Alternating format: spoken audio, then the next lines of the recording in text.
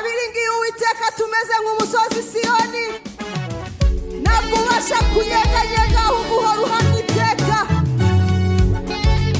Murakatubyine, murakatubyine.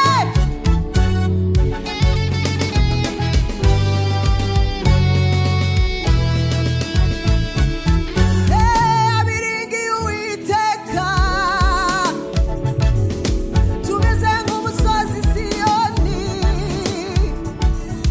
utabasha kunyeganyega.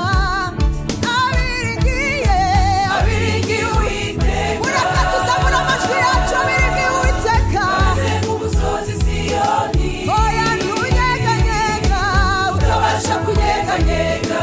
Abiringiye Yesu, abiringiye Uwiteka tumeze nk'umusozi Siyoni, oya ntunyeganyega, utabasha kunyeganyega. Abiringiye Umwami Yesu, abiringiye Uwiteka tumeze nk'umusozi Siyoni, tumeze nk'umusozi Siyoni, oya ntunyeganyega, utabasha kunyeganyega.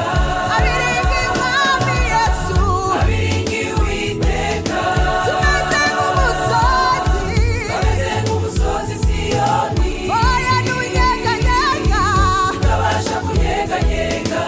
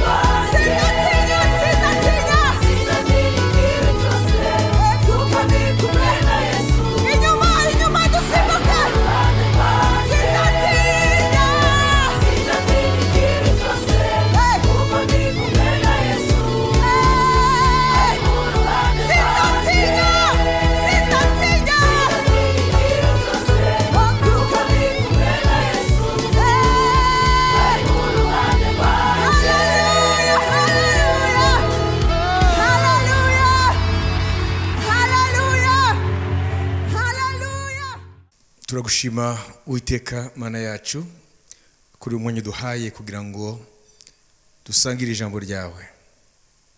Bibiri tubwira yuko wohereje ijambo ryawe kugira ngo ridukize. Umugisha rero ubwoko bwawe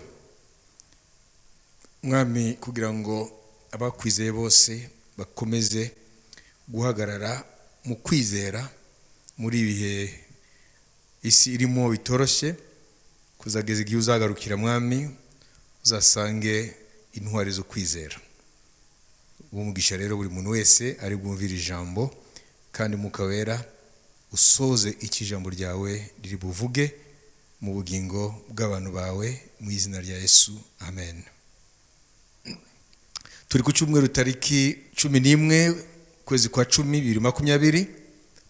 Turabasuje mwese mu izina rya Yesu Kristo.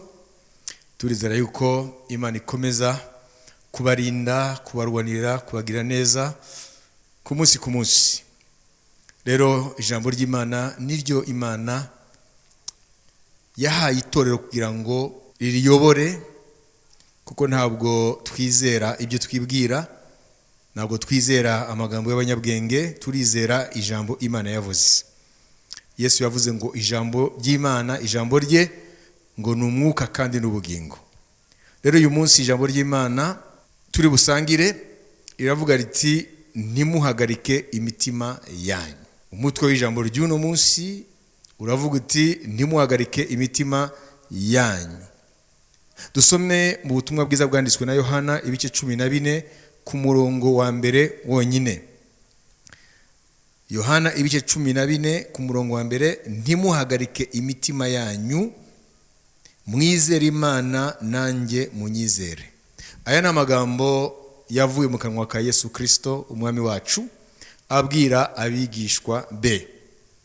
Iyo usomye amagambo abanziriza aya tumaze gusoma, ugasoma ku gice cya 13 kibanziriza iki gice cya 14, urumva aya magambo aho aturuka. Yesu yaramaze kubwira abigishwa be yuko igihe kigeze yuko ashirwa ku musaraba. Amaze rero kuganira n'abigishwa be iby'urupfu rwe, abigishwa be barababara, bahagarika imitima yabo. Twibutse ko bari bamaze imyaka 3 n'igice bamukurikira, bararetse byose bagasangira nawe ibigeragezo by'ubutumwa bwiza, ibigeragezo by'umurimo w'Imana, bagasangira ibihe byiza aho Yesu yakoraga ibitangaza, agahumuriza imitima y'abantu mu kugabura ijambo ry'ibyiringiro, akabakiriza abarwayi, akazura abapfuye, akazana ibyishimo ahari agahinda, akazana ibyiringiro mu mitima yihebye. Rero ibihe byose babanye na Yesu bumvaga yuko baguwe neza, kandi ko bazakomeza kubana nawe kuzagezaho ubwami yababwiraga buzazira, nabo bakazaba abantu bakomeye muri ubwo bwami buzaza, ubwami bwa Yesu Kristo. None dore amagambo ya nyuma ababwiye ko yenda gupfa, yenda kugambanirwa, ndetse n'umwe muri bo ari we Yuda, hanyuma akazashyirwa mu maboko y'abakuru b'Abisirayeli, hanyuma bakazamutanga ku Baroma, kuko Ponsiyo Pilato niwe yari uhagarariye Kaisari umwami w'Abaroma hariya Yudaya. Hanyuma noneho inkiko z'Abaroma zikazamucira urubanza zikurikije ibyifuzo by'Abayuda. Ubwo rero Yesu ari arababwira ukuntu ari bwicwe. Abigishwa rero barababara, bahagarika imitima yabo. Dushobora kwibwira ko bibazaga, none se niyicwa ko ari we twari twashizemo ibyiringiro byacu, twararetse byose turamukurikira, none bizagenda gute kuri twe?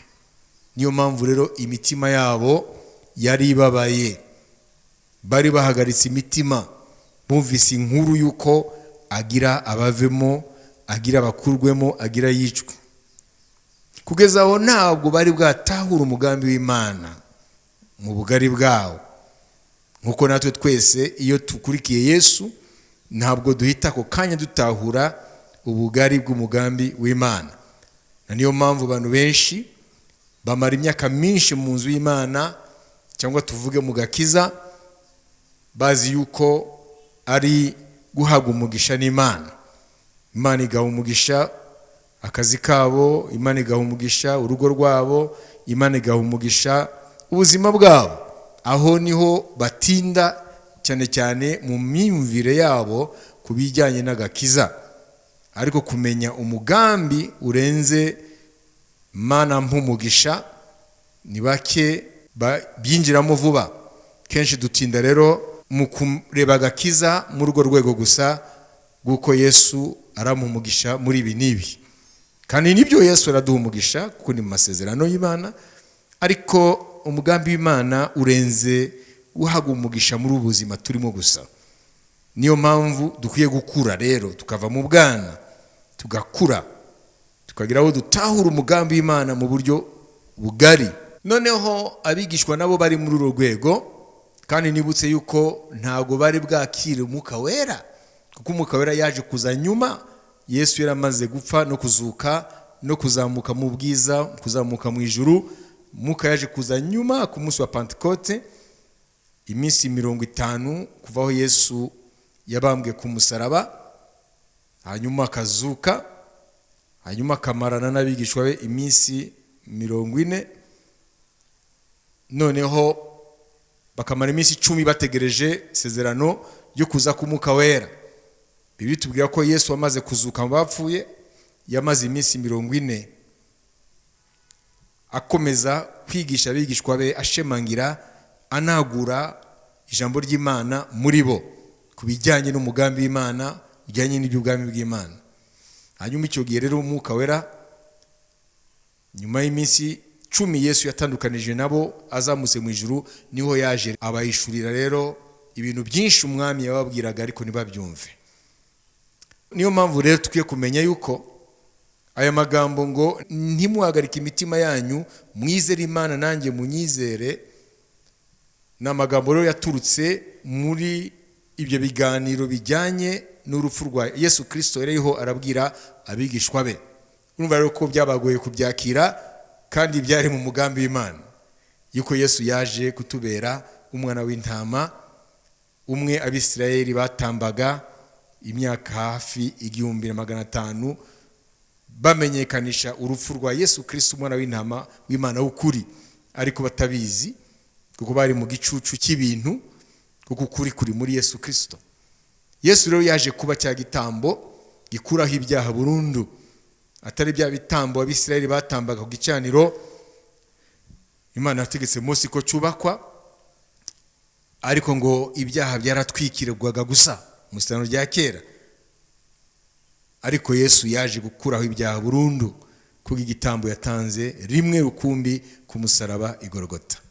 Aya makuru rero ajyanye n'urupfu rwa Yesu yatumye imitima y'abigishwa ba Yesu yiheba, kuko ubyiringiro byabo byari muri we.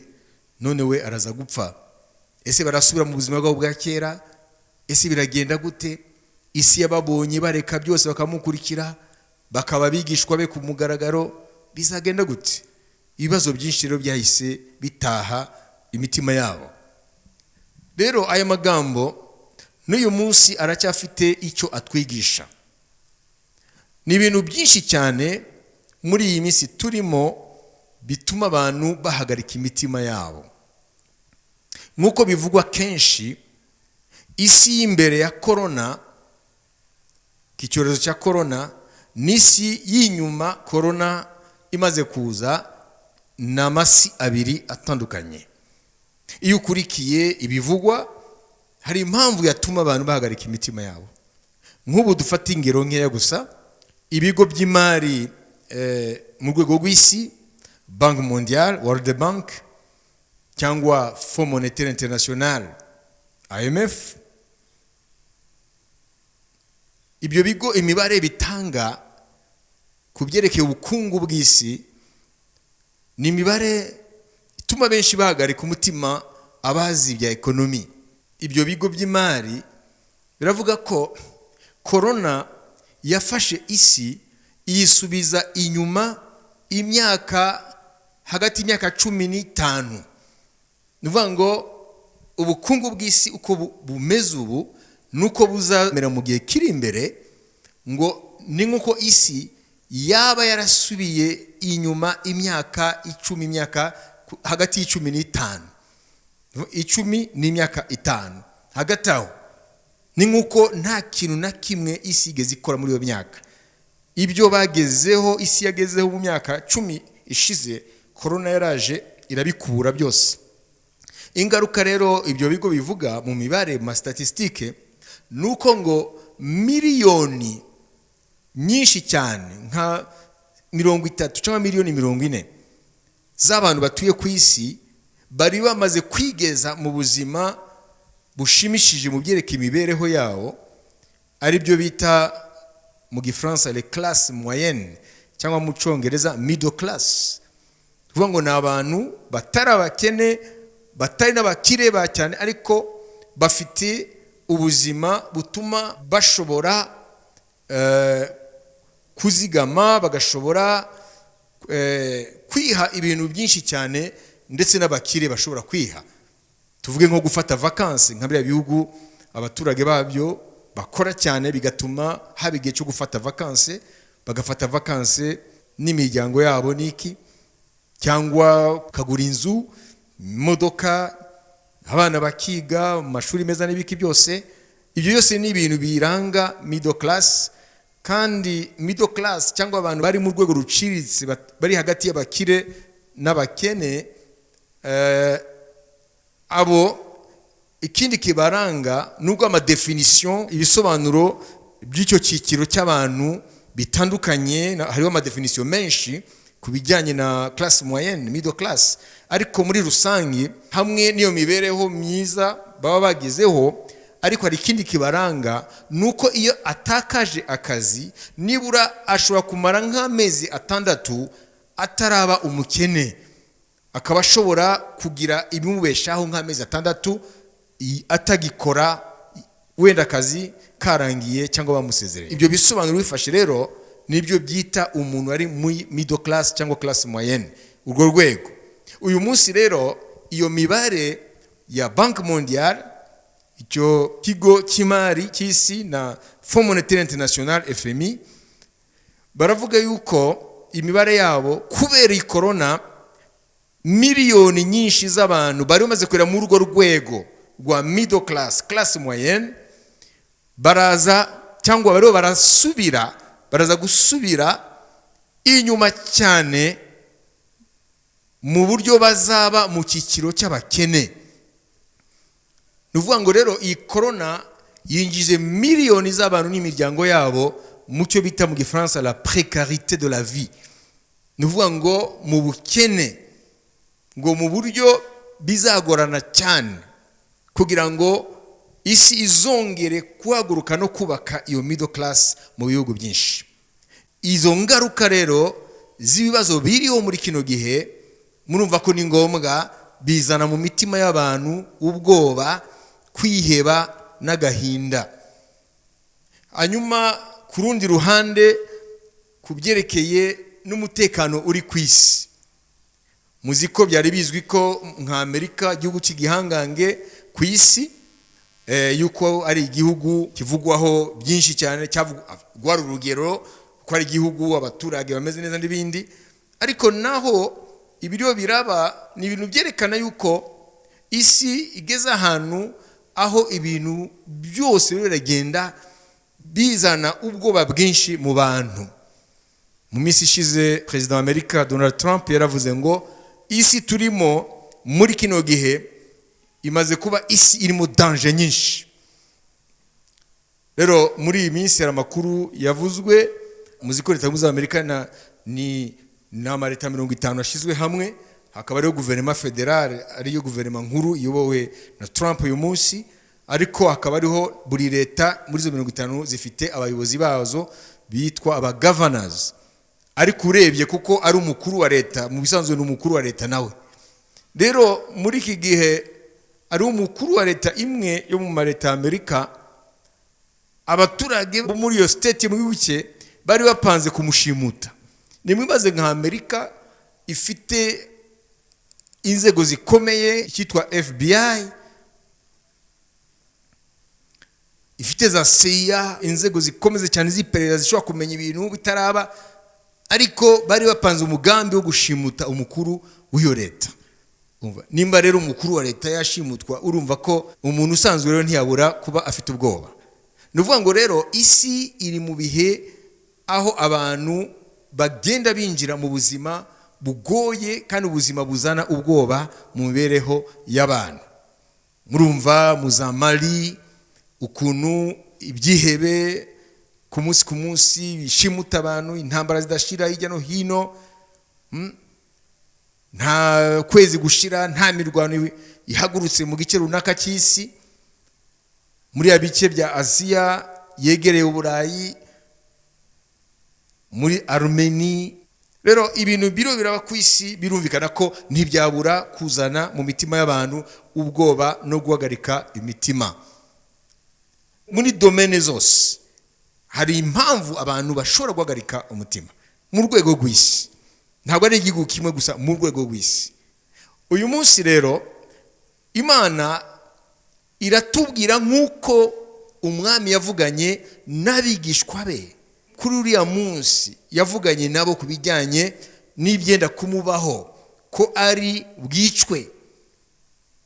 Hanyuma abigishwa be bagira ubwoba aho bazasigara amaze gupfa, kuko ntabwo bari basobanukirwa umugambi w'Imana, ko icyamuzanye kwari kuza kuba igitambo kizatuma Imana icungura inyokomuntu. Uyu munsi rero Yesu aratubwira ngo ndazi ibyo mubamo, ndazi ibyo muriho muranyuramo. Murazi ko itorero rya Kristo riri ku isi yose, ariko ayo magambo ntabwo abwirwa gusa itorero rya Kristo, arabwirwa n'umuntu wese uri muri isi, kuko mu byerekeye imibereho yo mu isi abantu bose barayisangiye. Iyo hari intambara bose bagiraho ingaruka, iyo hari ibyorezo bose bagiraho ingaruka. Rero iyo haje za imitingito, ibishitsi, bose bagiraho ingaruka. Iri jambo rero mbere na mbere ribwirwa wowe wizeye Yesu Kristo, witwa umwigisha wa Yesu, hagati y'isi ya none ifite ibintu byinshi bikura umutima. Umwami arakubwira ngo ntuhagarike umutima wawe, wizere Imana nanjye unyizere. Muri Bibiliya y'Icyongereza haravuga ngo you believe in God, believe also in me. Bivuga ngo kwizera Imana ni kimwe, ariko no kwizera Imana muri Kristo ni kindi, kuko Yesu we yaragaragaye, agaragaza uwo ari we, agaragaza misiyo ye, imbaraga afite. Rero uyu munsi Imana itaboneka, abantu bizera mu buryo butandukanye, ntabwo urwo rwego ruhagije kugira ngo rukumare ubwoba mu mutima, ruguhumurize. Ukwiye gutera intambwe yo kumenya Yesu Kristo, kubera ko we urasoma ibyanditswe byera bimuvugaho, none Umwuka Wera akamukwereka nk'uko nawe wari uriho mu gihe yari muri iyi si, kuko Imana yari muri Kristo Yesu. Kuko Yesu ni Imana itaboneka, yambaye umubiri yigira umuntu. Niyo mpamvu umuhanuzi cyangwa ubuhanuzi buvuga ngo azitwa Emmanuel, uko niko marayika yabwiye Yosefu na Mariya. Uyo mwana azitwa Emmanuel, Imana iri kumwe natwe, Imana iri kumwe n'abantu. None uyu munsi hari ibintu byinshi koko bishobora gutuma cyangwa biratuma abantu bafite ubwoba bw'ejo, kubera ubuzima bw'isi uko bumeze kino gihe. Ariko ikintu kimwe cyo kumenya ni iki: ibintu byose birahinduka kandi bizakomeza guhinduka, kuko niko Imana yategetse ibintu. Ariko ikintu kimwe gusa kidahinduka ni Imana n'ijambo ryayo. Uyu munsi rero Imana irakubwira ngo ntuhagarike umutima wawe hagati y'ibiteye ubwoba biri mu isi ya none, hagati iyo mibare itangwa y'ukuntu isi izaba imeze mu gihe kiri imbere. Iyo uhindukiriye amakuru avugwa ku isi, yaba za televiziyo, yaba amaradiyo, cyane cyane no mu mbuga nkoranyambaga, nta kindi uvanayo atari ibintu biguhagarika umutima. Na niyo mpamvu hageze ko umenya yuko nta humure uzavana mu makuru avugwa mu isi, kuko uko ibintu bizagenda biba nabi niko n'amakuru azagenda aba menshi akura umutima abantu. Ariko Bibiliya kubwira ngo Yesu Kristo uko yararejo nuno munsi ni kwa kiri kandi kwa zahora iteka ryose. Yesu arakubwira ngo ndi kumwe nawe muri ibyo uri uranyuramo. Ndi Alpha na Omega, itangiriro n'iherezo. Ibuka ko ari jyewe naremye byose, kandi byose biri munsi y'ubutware bwanjye. Na Satani yishe inyuma y'ibibi ari munsi y'ubutware bwanjye. Ntabwo Yesu yigeze avuga ngo ntago muzabura guhura n'amakuba, ntago muzabura guhura na tribulation, ibigeragezo, kuko namwe muri mwisi mw'abanyizera. Ariko hamwe n'ibigeragezo muhura nabyo muri iyi si, muzakomeza guhura nabyo, ngo nimuhumure naranesheje isi.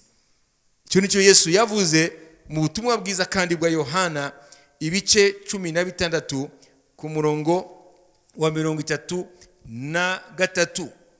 Yesu aravuga ngo ibyo mbibabwiriye kugira ngo mugire amahoro muri jye, mu isi mugira umubabaro, ariko nimuhumure nanesheje isi.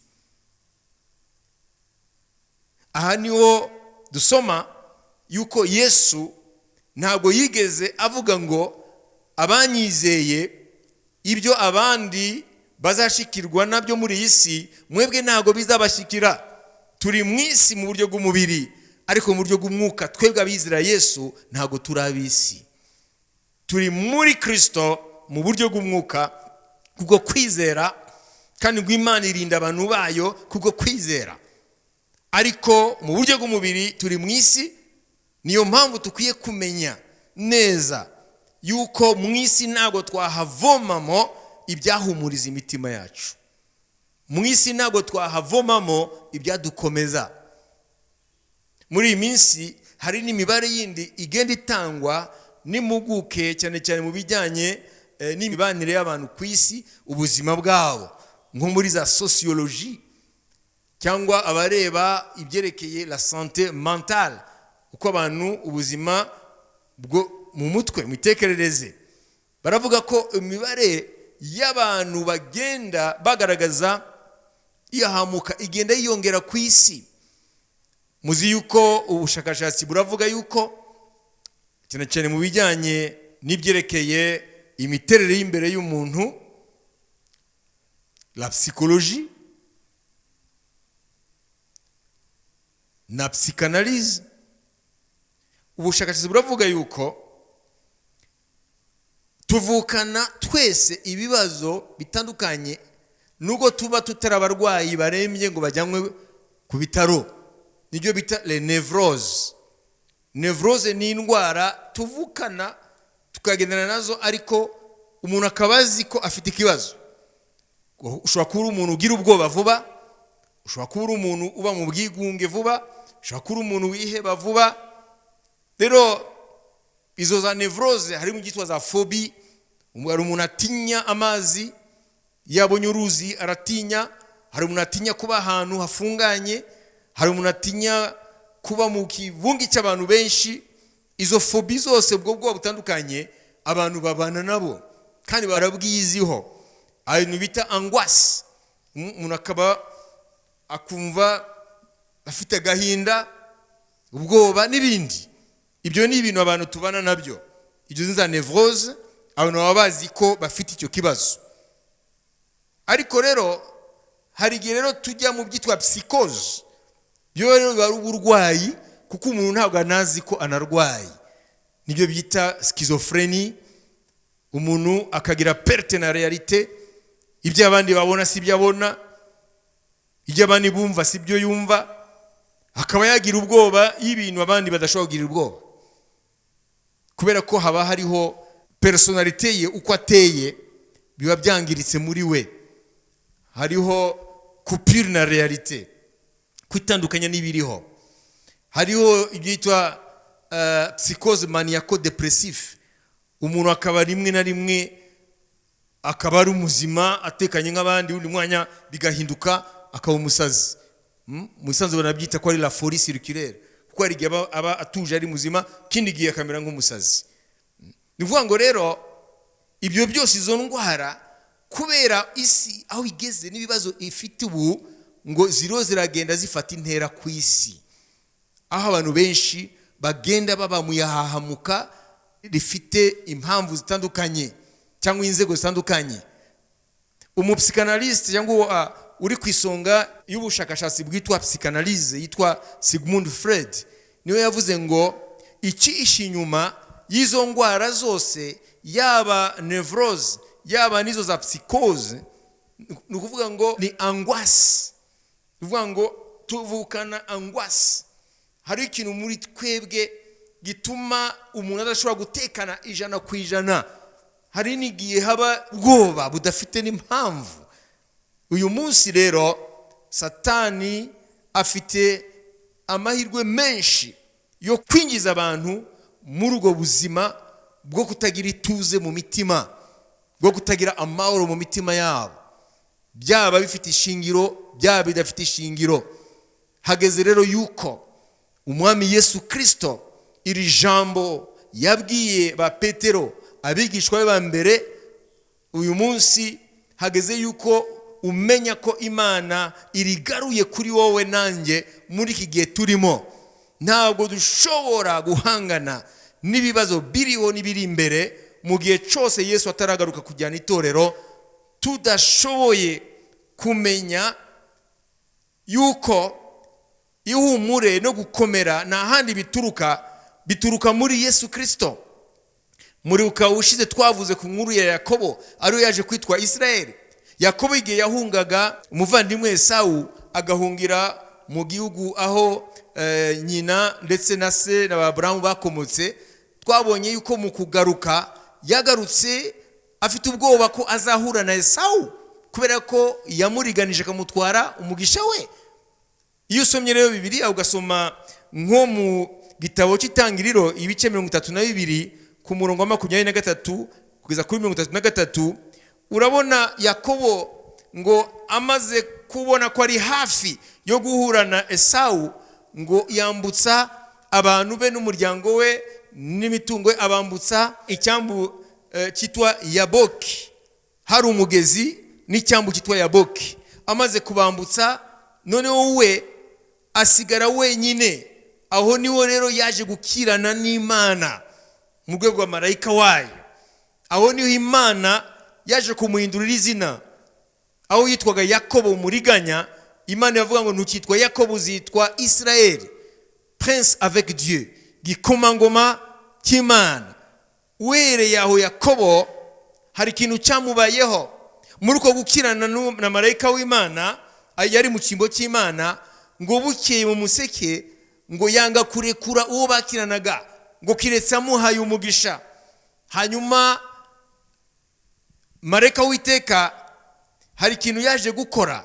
Reka dusome vuba icyo Bibiliya ivuga, kuko hari ibintu bitwigisha kubyerekeye iri jambo Yesu yavuze ngo ntiduhagarike imitima yacu. Tangiriro 32 ku murongo wa 23 kugeza kuri 33, haravuga ngo abyuka muri iryo joro, ajyana n'abagore be bombi n'inshoreke ze. Hano ni muri Tangiriro 32 kuva kuri 23 kugeza kuri 33. Abyuka muri iryo joro, ajyana n'abagore be bombi n'inshoreke ze zombi n'abana be uko ari 11, yambuka icyambu cya Yaboki. Arabajyana, arabambutsa uwo mugezi, yambutsa n'ibyo yari afite byose. Yakobo asigarayo wenyine. Hano hantu waciseho umurongo. Yakobo amaze kwambutsa ibye nabe iki cyambu cya Yaboki, asigara wenyine. Kubera iki yasigaye wenyine? Baratubwira rero asigaye wenyine ngo hanyuma haza umugabo aramukiranya. Bageza mu museke, abonye yuko atamutsinze, akora ku mutsi wo kunyonga y'itako rye. umutsi wo kunyonga y'itako rye, umutsi wo kunyonga y'itako rya Yakobo urareguka bagikirana. Uwo mugabo aramubwira ati ndekura kuko umuseke utambitse. Aramusubiza ati sinkurekura utambaye umugisha. Aramubaza ati witwa nde? Aramusubiza ati ndi Yakobo. Aramubwira ati ntukitwa Yakobo kundi ahubwo uzitwa Isirayeli kuko wakiranije Imana n'abantu kanesha. Yakobo aramubwira ati ndakwinginze mbwira izina ryawe. Aramubaza ati niki gutumye umbaza izina ryanjye? Amuherayo umugisha. Yakobo yitaho hantu Penueli ati ndebesheje Imana amaso sinapfa. Izuba rirasa akirenga Penueli acumbagizwa n'ikibero cye. Ibyo nibyo bituma Abisirayeli batarya umutsi wo kwitako uri ku kibero na bugingo n'ubu, kuko wa mugabo yakoze ku mutsi wo kunyonga y'itako rya Yakobo. Urumva ko Yakobo ari hafi yo guhura na Esau, afite ubwoba bwinshi. Yakobo amaze intumwa ze yatumye kwa Esau zimaze kugarukana inkuru yuko Esau azanye n'abasirikare 400 abantu be, azananye n'ingabo 400 guhura na Yakobo. Dore ibyamubayeho Yakobo mu mutima we, ibice 33. Tusume ku murongo wa mbere tumanuke. Yakobo yubura amaso arebye abona Esau azanye n'abantu 400. Agabanya abana aha Leya abe na Rasheli abe n'inshoreke zombi abazo, ashira imbere inshoreke n'abana bazo, akurikizaho Leya n'abana be basezererwa na Rasheli na Yosefu, maze ubwe abarangaza imbere yikubita hasi 7 arindagera aho yegereye mwene se. Hano Yakobo amaze kumva inkuru zuko Esau ariho haraza n'ingabo 400 yagize ubwoba bwinshi, agira ubwoba bwinshi kuko yarazi yuko iyo myaka 20 yatandukanye na Esau. Esau yabitse muri we inzika, yabitse muri we urwango yuko nibahura zamwica. None yumvise ko anazananye n'ingabo 400. Agize ubwoba rero niho ibyakurikiyeho ari ibintu bitangaje, kubera yuko yaramaze kohereza ibintu bye nabe akabambutsa icyambu cya Yaboke. Noneho asigara wenyine akirana n'Imana. Ukwiye kumenya yuko kuba Yakobo yarasigaye wenyine nuko yashakaga guhura n'Imana, kuko nta mbaraga ze n'ubwenge bwe n'imbaraga ze za kimuntu ntago byashoboraga kumukiza Esau. Mubivuga ko Yakobo yari umuriganya mu kamero ke, nizo mbaraga ze. Mumenye yuko imbaraga zacu za kimuntu imbere y'Imana nizo ntege nke zacu. Ibyo twita imbaraga imbere y'Imana ni intege nke. Na nibyo Yesu yabwiye Paulo ngo ubuntu bwanjye buraguhagije kuko imbaraga zanjye zigaragarira mu ntege nke zanyu. Yakobo rero icyamuhesheje ibyo yagezeho ni bwa buriganya. Ariko hano turabona uburiganya bwe noneho akitwa Yakobo bwari bukimuriho, kuko yabanje gutuma abantu be hamwe n'ibyo gutura Esau mbere yuko ahura nawe kugira ngo amugushe neza. Biracyari bwa buriganya. Esau umutima we awuhindure kubwo kumwereka ibintu imitungo. Ariko turabona yuko amaze gukirana n'Imana, hanyuma mareka w'Imana akamukubita ku mutsi w'itako. Ibyo bisobanurwa ngo Imana nishobora guha umugisha umuntu atarabi cyaremwe gisha. Imana nitanga umugisha muri kamere. Imana itanga umugisha ku muntu amaze kuba icyaremwe gisha. Yakobo yakoreshaga imbaraga za kimuntu n'ubwenge bwa kimuntu n'amayeri ya kimuntu ngo agere kubyo ageraho. Ariko hano akiri Yakobo ntabwo Imana yari kumuha umugisha muri zo ngeso za kamere. muri izo mbaraga ze za kimuntu. Nuvuga ngo uburiganya niyo yari valeur ye, ariko imbere y'Imana ni anti-valeur. Hanyuma Imana kugira ngo imumugisha ishobore kumwinjiza mu mugambi wayo, byari ngombwa yuko Yakobo apfa umuriganya. Noneho mu kimbo cya Yakobo Imana ikarema umuntu musha. Niyo mpamvu yavuze ngo ntukitwa Yakobo kundi, uzitwa Isirayeli. Guheraho hari ikintu Umwuka Wera yaremye muri ya mugabo, kamere ye yahise ivaho, Imana imwambika kamere yindi, noneho atangira kugenda mu muntu musha. Na niyo mu Bibiliya tubwira ngo mwiyambure umuntu wa kera n'ibye, mwambara umuntu musha muri Kristo, kuko niwe ashobora kugendera mu mugambi w'Imana ndetse umugisha w'Imana ukamukurikira. Hano rero muri make Yakobo n'uburiganya bwe ntabwo ari bwo bwatujije umujinya cyangwa inzika, ukure w'inzika ya umuvandimwe we Esawu, kuko Esawu agihaguruka yahagurukanye ingabo 400 zari zigiye gukora iki? Murumva ko yahagurutse akiri wa wundi Esawu w'umujinya. Ariko Yakobo amaze gukirana n'Imana, hanyuma Imana igakubita imbaraga za kimuntu muri we, bivuga ngo ikavanaho Yakobo, Imana ikamuremamo Isirayeli. Uhereye icyo gihe hari icyo Imana yakoze, kuko ukurikiye ugasoma mu gice cya 33 urabona ko Imana yaje guhindura umutima wa Esawu igihe Yakobo yari mu masengesho, hanyuma noneho agatsinda muri ayo masengesho yarimo akirana n'Imana. Mufate ko ari amasengesho kamere irarwana n'ubushake bw'Imana, hanyuma amaze kunesha akitwa Isirayeli. Hari cyakoretse no kuri Esawu, Imana ihindura umutima we, aho kugira ngo ahure na mwene se Yakobo hanyuma amutemagure, ahubwo ngo bagwanye mu nda, aramusoma, barasomana, kuko ni wari umugenzo w'abavandimwe iyo bahuye baranarira bahoberanye. Esawu arabaza ngo ese iriya mikumbi nabonye ariya ni yande, ni yiki? Ngo yari yawe databuja, yari yawe. Aravuga ati ntabwo nyikeneye, ngo nanjye Imana yampaye umugisha, ngo ntacyo mbuze. Urumva ko mu bisanzwe Imana yari yamaze guhindura umutima wa Esawu, kubera uriya mwanya Yakobo yamaze wenyine ari arakirana n'Imana. Ibihe tugezemo rero ni ibihe byo kuba mu mwanya wo kubana n'Imana mu buryo Imana iduha imbaraga zihindura ibintu n'abantu.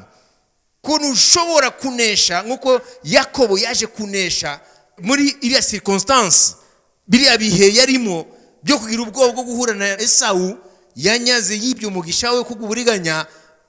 Ntiyari kunesha n'uburiganya nk'uko yabukoresheje kenshi, ahubwo yanesheje kuko Imana yaje ihindura muri we umutima wa kamere uvanaho, Imana imuremamo icyaremwe gishya. None Imana mu intsinzi, Imana ihindura ibihe, aho ubwanzi bwaje guhinduka. Noneho Esawu abona Yakobo nk'umuvandimwe, hanyuma noneho Imana ikuraho ubwo bwoba Yakobo yari afite, uko gutinya urupfu byari muri we, uko Yakobo urumva ko yarazi ko umuvandimwe aje kumwica. Ariko ikintu kimukiye kumenya ni iki, nuko mu nyuma Yakobo ari we yamaze kwitwa Isirayeli, yaje kubakira Imana igicaniro. Turabisoma mu Itangiriro 33 ku mirongo 17-20. Aya magambo niyo dusorezaho. Aravuga ngo Yakobo ajya i Sukoti yubakaho inzu, acirayo amatungo y'ibiraro, nicyo cyatumye aho hantu hitwa i Sukoti. Yakobo asora amahoro mu mudugudu wa Shekemu wo mu gihugu cy'i Kanani, ubwo yavaga i Padanaramu, abamba amahema imbere y'umudugudu. Isambu yabambyeho ihema rye ayigura na bene Hamori se wa Shekemu ibice by'ifeza 100, yubakayo igicaniro akita Eli Elohe Israeli. El Elohe Israeli ni bivuga ngo Imana ni Imana ya Israeli.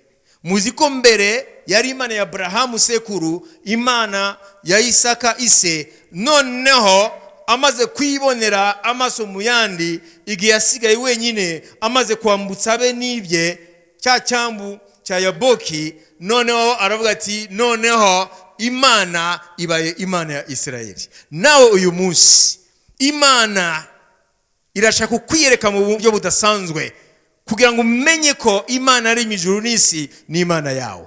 Nta na kimwe kinanira, nta na kimwe kirusha amaboko.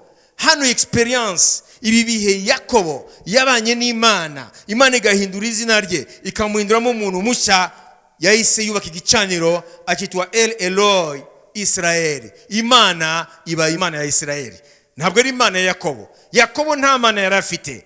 Imana ye bwari uburiganya, Imana ye yari amayeri, Imana ye yari ubwenge bwa kimuntu, imbaraga za kimuntu, imigenzereze ya kimuntu. Ariko noneho Imana ya Abrahamu na Isaka iba Imana ya Isirayeli. Uyu munsi Imana irashaka kuba Imana yawe mu buryo bw'umwihariko, ariko birasaba yuko haleluya ubanza gukirana nayo kugira ngo kamere yawe ikuveho, ibyo wubakagaho imbaraga zawe biveho, none utangire kugendera mu bugingo bushya bubonerwa muri Yesu Kristo. Aho ni uzahangana n'ibibazo biriho bishenguye imitima ya benshi, bizanya agahinda n'ubwoba muri benshi. Icyo gihe wowe uzakomeza benshi kuko uzamaze gukomera mu Mana yawe. Uyu munsi Imana irashaka yuko utangira kubaka muri wowe iyo relation idasanzwe n'Imana yawe, kugira ngo Imana ibe Imana yawe. Nkuko hano Isirayeli amaze kwitwa Isirayeli, aravuga ngo Imana ni Imana ya Isirayeli. Ntabwo ikiri Imana gusa ya Abrahamu na Isaka, ibaye ni Imana ya Isirayeli. Ibihe turimo rero, Yesu arakubwira ngo ntuhagarike umutima wawe, wizere Imana nanjye unyizere. Nta kindi kibasha kugufasha muri ibihe bikomeye nuko umenya neza uwo wizeye, ukagira ibihe byo kubana nawe, ukagendera mu bugingo bushya, ukizera ijambo rye ridahinduka. Nta kabuza uzagira amahoro n'ituze hagati y'ibintu bihungabanye byinshi bya kino gihe. Yesu ntiyahindutse, aracyakubwira ngo izere umwami nanjye unyizere, ntuhagarike umutima wawe. Ibyo yabwiye abigishwa be mbere arabikubwira none muri umwaka wa 2020. Yesu aracyari wa wundi, ijambo rye riracyari rya rindi. Ubura amaso yawe y'umutima umwizere nk'uko bamwizeye, kuko Yesu ni ukuri kandi ibyo avuga ni ukuri. Ibihe turimo ntabwo byoroshye, ariko kimwe gusa kidahinduka ni Imana n'ijambo ryayo. Yesu ushaka ko Imana ya Abrahamu na Isaka na Isirayeli koko ikwiyereka ikaba Imana yawe, mu buryo nawe uzavuga nka Yakobo amaze kubaka igicaniro akakita El Eloi Israel, ngo Imana iba Imana ya Isirayeli. Kenshi ntabwo tubona Imana n'imbaraga zayo kuko turacyari muri za kamere, turacyari ba Yakobo, ntabwo turaba Isirayeli, ntabwo turaba ibyaremwe bishya, kubera ko imbaraga z'Imana zigaragara iyo twabaye abantu b'ibyaremwe bishya muri Kristo Yesu, tukagendana n'Imana mu bugingo bushya. Reka rero tubwire Imana yuko tukeneye kwimenya mu rundi rwego. Abona bari basanzwe barizeye Yesu, nawe utaramumenya, nawe utaramwizera, nicyo gihe cyo kumwizera, kuko ntabwo uziyambutsa ibihe turimo n'ibihe bikomeye biri imbere utari kumwe na Yesu Kristo. Amen. Mwami urakoze kubira ijambo muri ibihe bikomeye Mwami, aho hari ibintu byinshi biteye ubwoba. Mwami wiyereke ubwoko bwawe, wishurira abana bawe Mwami mu rundi rwego, nkuko wishuriye Yakobo mbere yuko ahura na Esau yari yakutse umutima kubwo guhura nawe. Uramwishurira Mwami kuko yahisemo gufata kanya wenyine hamwe nawe, hanyuma ukamuhindurira izina, ukamuhindura n'amateka, ukamuha intsinzi yo guhangana n'icyo yatinyaga. Imana yumvaga atari bwabone arayibona. Ngo Imana ya Abrahamu nigishijwe, numvise, imana ya Isaka none ibaye imana ya Isirayeli. Mwami wishurira abana bawe muri iki gihe mu rundi rwego, abatarakumenye nabo Mwami Yesu bagendere bakumenye mu izina rya Yesu Kristo, amen. Ukeneye kurushaho gusobanukirwa, urifuza inama, waduhamagara kuri 0744261800 ndetse na 0788460055 cyangwa ukatwandikira kuri info@btelchurches.net.